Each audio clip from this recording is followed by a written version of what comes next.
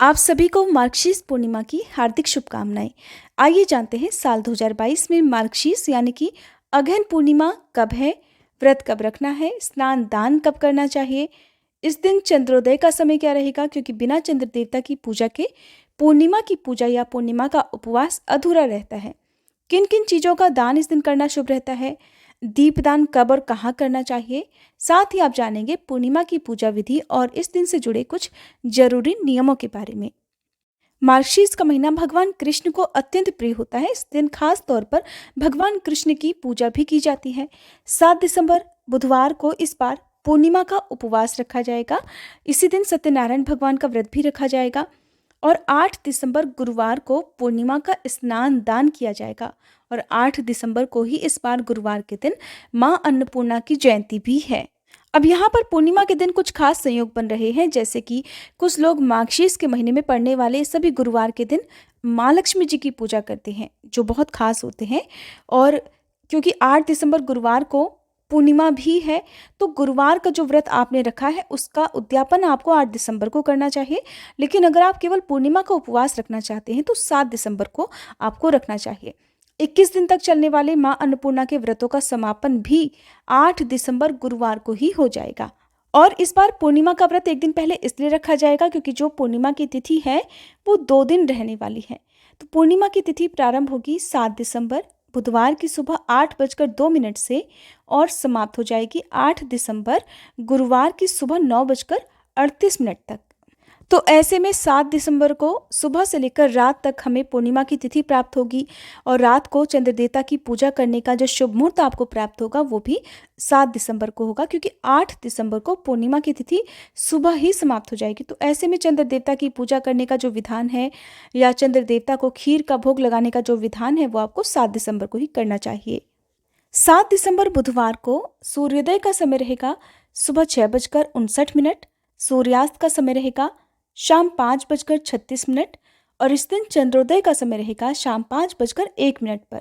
तो शाम की पूजा आप इस समय में कभी भी कर सकते हैं। 5:01 के बाद से आप कभी भी चंद्र देवता को अर्घ देकर अपना व्रत भी खोल सकते हैं। राहुकाल का समय इस दिन रहेगा दोपहर 12:30 से 1:30 तक। राहुकाल के समय में किसी भी तरह का दान देने से बचना चाहिए, किसी भी तरह का कोई भी शुभ कार्य करने से बचना चाहिए। 8 दिसंबर गुरुवार को सूर्योदय का समय रहेगा सुबह 7 बजे। सूर्यास्त का समय रहेगा शाम 5:37 पर। हालांकि शाम के समय चंद्र देवता की पूजा करने का शुभ मुहूर्त नहीं है, फिर भी चंद्रोदय का समय शाम 5:45 पर रहेगा। और इस दिन आप वैसे तो स्नान दान दोनों कर सकते हैं। तो दान यदि आप सुबह सुबह जल्दी कर लें तो ज़्यादा अच्छा है, पूर्णिमा की तिथि समाप्त होने से पहले कर लें, बहुत अच्छी बात है। क्योंकि इस दिन राहुकाल का समय दोपहर 1:15 से 3:15 तक रहने वाला है। इस समय में आप किसी भी तरह का दान देने से जरूर बचें। आगे की जानकारी देने से पहले आप सभी का हार्दिक धन्यवाद जिन्होंने अब तक हमारे चैनल पर मार्गशीर्ष मास महात्म्य के सभी अध्याय सुने। क्योंकि पूर्णिमा का दिन किसी भी हिंदी महीने का आखिरी दिन होता है, तो अगले दिन से पौष मास प्रारंभ हो जाएगा। तो उम्मीद है कि जिस तरह से आपने अब तक लगातार हमारे चैनल पर सभी 12 महीने के महात्म्य की कथाएं सुनी है, तो पौष मास की कथाएं भी आप इसी तरह से सुनिएगा। पूर्णिमा तिथि पर सूर्योदय से पहले या ब्रह्म मुहूर्त में किया गया स्नान कहते हैं शरीर को पाप मुक्त बना देता है, शरीर को रोग मुक्त बना देता है। और खास तौर पर इस दिन शाम के समय चंद्र देवता की पूजा करने से कुंडली में चंद्रमा की स्थिति भी मजबूत होती है। खासकर जिन लोगों को मानसिक रोग हो, मानसिक तनाव हो, बहुत ज़्यादा जल्दी टेंशन में आ जाते हो, बहुत ज़्यादा सोचते हो और मन हमेशा परेशान रहता हो, ऐसे लोगों को रात के समय चंद्र देवता की पूजा अवश्य करनी चाहिए। चंद्र देवता को अर्घ देने वाले लोटे में कच्चा दूध और अक्षत मिलाकर और मिश्री के दाने डालकर तब अर्घ देना चाहिए। इसके अलावा इस दिन क्योंकि सत्यनारायण भगवान की पूजा भी की जाती है, तो जो लोग सत्यनारायण भगवान की कथा का पाठ पढ़ते या सुनते हो, उन्हें इस दिन सत्यनारायण भगवान को भोग में आटे को घी में भूनकर उसमें चीनी मिलाकर उसका प्रसाद तैयार करके और पंचामृत का प्रसाद तैयार करके भगवान को भोग लगाना चाहिए और उसी को प्रसाद रूप में बांटना भी चाहिए। पूर्णिमा के दिन दीपदान किया जाता है। पवित्र नदियों के बहते जल में, कुंड में, सरोवर में या जहाँ पर भी पानी भरकर रखा हो उस जगह पर। और क्योंकि इस दिन अन्नपूर्णा जयंती भी है 8 दिसंबर को, तो ऐसे में अपने घर में खास तौर पर किचन में आप पूजा जरूर करें। एक दीपक माँ अन्नपूर्णा के नाम से जरूर जलाएं। किचन में आप जब पूजा करें तो ध्यान रखें कि शाम का भोजन उस समय ना बना हो। भोजन बनाने से पहले आपको ये पूजा करनी होती है। ऐसा करने से पूरे वर्ष भर आपके घर में धन धान्य की कोई कमी नहीं रहती और माँ अन्नपूर्णा की कृपा से घर में कभी भोजन की कमी नहीं रहती। खास तौर पर इस दिन पका हुआ भोजन गरीबों को जरूर खिलाना चाहिए। दूध, दही या फिर दूध से बनी हुई वस्तुओं का दान करना चाहिए। सफ़ेद वस्त्रों का, गर्म वस्त्रों का दान करना चाहिए।